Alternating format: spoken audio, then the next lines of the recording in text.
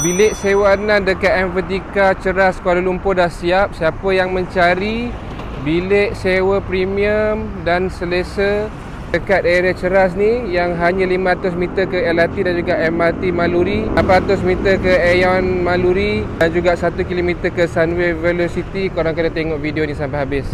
Dekat bawah ni memang ada macam-macam kedai guys. Bukan sangat dekat dengan shopping complex, tapi bawah ni penuh dengan kedai-kedai. Surau pun ada dekat sebelah kanan sana. Okey, jom kita masuk dalam. Okey, kita dah sampai. Rumah dia dekat hujung sekali. Jom kita tengok.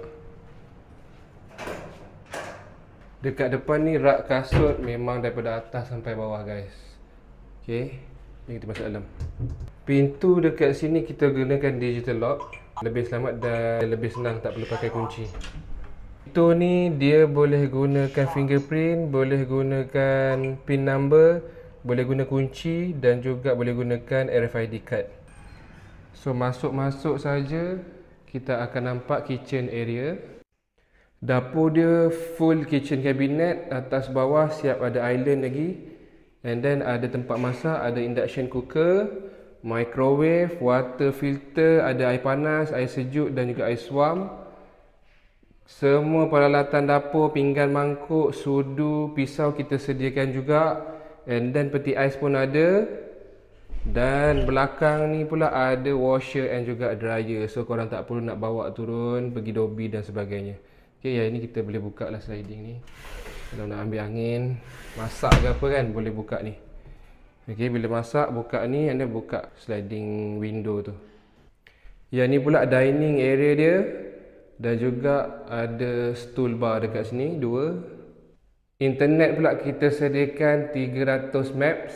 Jom kita tengok bilik-bilik dekat sini. Ada mesh wifi juga dekat sini untuk tarik wifi dekat depan tu, supaya line dekat belakang ni stable dan juga laju. Setiap bilik kita gunakan digital lock ni, okay, untuk keselamatan lah.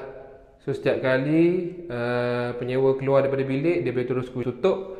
Tak perlu kunci-kunci bagai, dia automatik akan lock. Ni dia boleh gunakan fingerprint, boleh gunakan pin dan juga kunci ni. So sangat senang. Kita tengok dulu master bedroom. Okay, master bedroom kita sediakan almari baju sebesar-besar alam, katil queen, ada meja untuk buat kerja dan juga kerusi. Okay, langsir, memang langsir ni tutup, memang tak masuk cahaya langsung.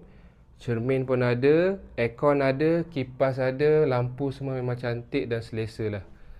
And then dekat bilik master ni dia ada bilik air dia sendirilah, ni yang special dia.